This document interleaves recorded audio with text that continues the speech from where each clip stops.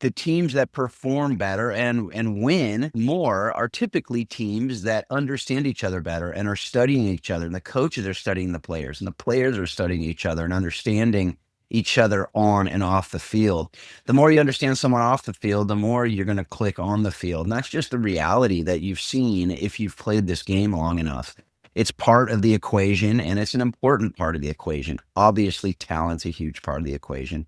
But most of the issues in teams typically aren't talent or skill problems. They're people problems.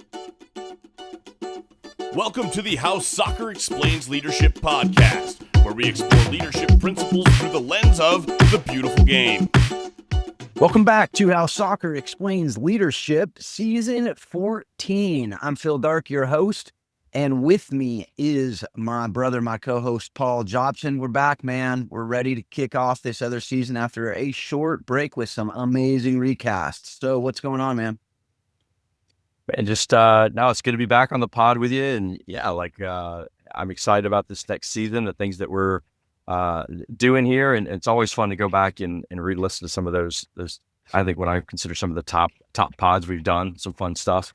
So if our folks haven't heard those, go back and listen. It's awesome. But yeah, things are good, man. Just going through the seasons, in seasons, out of seasons, but ready to jump into this season, season 14 with you, buddy. Yeah, absolutely, man. And I will say, I'm not going to go into all of them, but I did happen to recast the Corey Close interview right before they won the national championship. So that was pretty great cool. Timing. It was great timing. I had a feeling. I actually released it in the quarterfinals. And I was like, you know what? I think they're going to do it. And they did it. And it was pretty awesome. So that was a lot of fun. And then as we're kicking off the World Cup, we had Paul Caligiuri back on, with the recast there. So that was cool. But as we're kicking off season 14, we're going to do something a little different this season. We're going to do these 10 to 15 minute episodes with some leadership nuggets that are all surrounding this theme of the people advantage. And, the idea being that the teams that perform better and win more are typically teams that understand each other better and are studying each other. And the coaches are studying the players, and the players are studying each other and understanding each other on and off the field. The more you understand someone off the field, the more you're going to click on the field. And that's just the reality that you've seen if you've played this game long enough. It's part of the equation, and it's an important part of the equation. Obviously, talent's a huge part of the equation. But most of the issues in teams typically aren't talent or skill problems. They're people problems. And the toxicity in teams typically does not come because someone's too good of a player or someone's not a good enough player. And if they're not a good enough player, they're probably not going to be playing. But if they're too good of a player, that's usually not a problem. But they could be really good player who's just not a good person. And that can often cause problems in teams. Or they're just a misunderstood person. So that's really what we're going to be talking about this season and this episode specifically. We wanted to kick off that idea. We wanted to be able to talk about this just generally, this idea of most issues, most problems in teams aren't skill problems, they're people problems, and why teams lose games that they shouldn't, and why they don't perform at their highest level when these issues arise. So what do you think about that? What do you think about just the season? What do you think about the idea? Let's talk.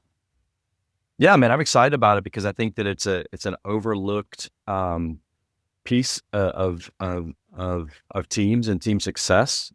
You can call it team chemistry, you can call it team culture. You can label it how you want, but I think it's the things we're going to talk about this season that are really much off the field that really affect what's going on the field. And kind of, as you mentioned, getting to know each other better. What does that look like? Why is it important? What are the different roles of the different people and how that can affect the overall team? If you've got a singular coach or you've got a staff of coaches, that team within the team. I think all of this is going to go really well together this season.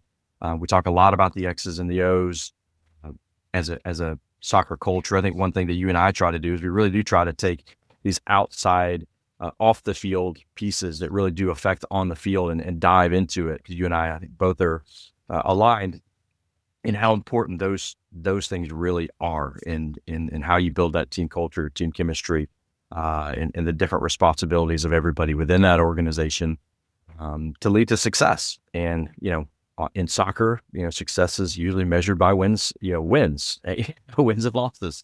And I think as a coach, you want to find what are the different factors that I can bring into my team, to help us win as much as possible. And I think these are some really overlooked things by a lot of coaches, because we get into, how do we get better on the field, better touches, what's our formation, how do these, but we're missing out on the off the field stuff. So I'm looking forward to season 14, and maybe be able to provide some resources and some ideas and thoughts for our listeners to really dive into. Absolutely. I love all that. And, and what do you think about just the general idea? I mean, you've coached a lot, you've coached at different levels. You're now the director of a club. And what do you feel about that, as far as that idea of most of the problems in the teams that arise aren't surrounding ability or skill or talent, but they're typically, players, coaches, misunderstanding players, and let's throw in parents there too, especially what you're doing now, misunderstanding each other, and not communicating well. What do you think? What do you think about that? Well, yeah, I think a lot of problems, go back to communication, or lack of communication, for sure. And we can say that, parents are the problem, the big problem in club soccer right now. But I don't disagree with that necessarily, but I do think one way that we can help eliminate that or reduce that being a problem is through communication. And that's either coming from club directors, or specifically it has to come from coaches, for sure. I think club directors can help in that as well. But I do think the communication goes a long way, getting ahead of problems before they come about. And if you want to talk about, skill and talent and all of those things, I think coaches need to be aware of how to communicate expectations to players, and parents, of what they think is going on with each kid. And that can help eliminate some problems when you're looking at A teams and B teams playing time, or things like that. There's a lot of communication that goes along with that. But the communication piece definitely can help eliminate some problems before they get to. I equate it to, how I talk to goalkeepers. Say, hey, you have an advantage. You can see the entire field, and you're a goalkeeper, Phil. I'm not, but I see it as, hey, you can see the entire field. If I'm a goalkeeper, the last thing I want to do is take a shot. So how do you eliminate problems ahead of you before they get to you, before someone takes a shot? You've got to organize everybody in front of you, which means you've got to communicate, step hard, step to the tackle, get stuck in, move up, whatever your communication is. Eliminate the problem before it gets to you, because we all know, as a goalkeeper, when the ball goes in the back of the net, the person they looked at is the goalkeeper, but it's gone through 10 other players before that problem actually happened. So I see that as, how do we, as coaches, as leaders, how do we communicate ahead of us, eliminate problems before they get to us? So I think the goalkeeper, in my mind, is the best way to kind of look at that, is, hey, eliminate problems before they get to you, knowing that you're still going to have to handle some problems, but there'll be fewer, and you then go back and communicate, hey, here's where the breakdown was, that sort of thing. So that's how I kind of view that. What are your thoughts on that, Phil? I love that, especially the goalkeeper analogy. I love that analogy, not just because I was a goalkeeper, not just because I'm a 5'8" goalkeeper, that the only reason I got recruited to play in college was because of exactly what you're just saying, where I was able to lead my defense. I still hold the school record for my high school for shutouts, not because I was an incredible, agile 5'8" keeper who could save diving saves in the upper corners, because I organized my team, because I was able to lead them. And I had players say, you're like an extension of my brain on the field. When you're not in there for whatever reason, I'm like kind of not knowing what to do, because it's exactly what you're saying. I was constantly talking. But it wasn't just gibberish. It was directing. It was being that conductor of the field. And the reality is, coaches should be a conductor. Coaches should not be someone who's, not playing the instruments. You'll never play the instruments. But, I often go, what does a conductor do? Like, honestly, we watch them. They're waving the little wand, or whatever, it's baton or whatever it's called. I don't even know what it's called. But they're doing stuff, obviously, and it's really important, obviously. But you don't see most of it. And that's where, I think coaches have a similar role.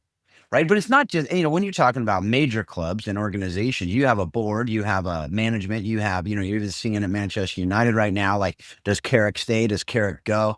And so they have the back room that's going to make a huge impact on that team based on what they're doing. So how is everyone in this, moving together, and what does that look like, and who are those people? So I do believe that the coach really is the connector of all of that, but each person has their individual role as well, right? Because if a trumpet just starts going off on something, it's not going to work, right? So you can't. So the teams have to understand each other. They have to know each other, and they have to be able to communicate with the conductor. The conductor has to be able to communicate with them, and to be able to do it all at once. And I love that with the goalkeeper.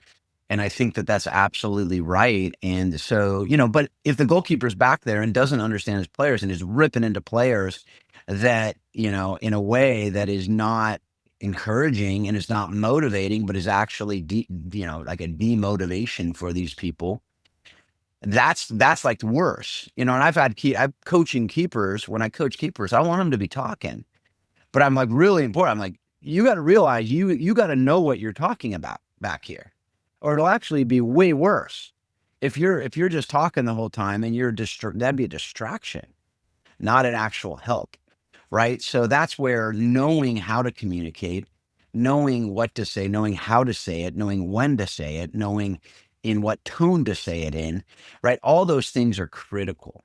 And that's, again, what we're going to be getting into over the course of the season. But I think it's something that is absolutely important. So, yeah. And I'm looking forward to this, because even like you just said, that all the things you just listed there, that your goalkeeper or your conductor, or your coach, and then understanding that each individual person that you're communicating with might have to be a little bit different. And that's what we're going to get into, I think, through this season, is how do you know that, and how do you learn that? And so I'm really excited about kind of opening that box a little bit for everybody. Yep. So with that, we are going to wrap up this first episode. Just a teaser. It's just a teaser. And each episode is going to be like this. It's going to be chock full of solid nuggets of leadership. And we always love the nuggets. We always love the nuggets. So Love the nuggets. And that's what we're going to be doing, bite-sized chunks that we can hopefully use, not just in our own learning, but for the teams that we're a part of. These are things that we can easily use for individual sessions. So with that, we hope that this is something you're excited about. And if there are other things you want us to do, if you really like this and say, hey, you know what, we'd love you to do another season, here's some things that we want you to talk about, please send those in. But without more from us, you can check out the show notes for everything about Warrior Way, about learning more about DISC and stuff that we're going to be talking about throughout this season. I'll have my email address. I'm actually launching, in the process of launching a new business, Dark Leadership Group, to do a lot of the stuff we're going to be talking about this season. So if that's something that interests you, check out the show notes. With all this, we always hope that you're learning what you're learning from this show, and you're using it to be a better coach, to be a better parent, better spouse, better player, better leader, better at everything that you do. And you continually remind yourself, soccer does explain life and leadership. Thanks a lot. Have a great couple weeks.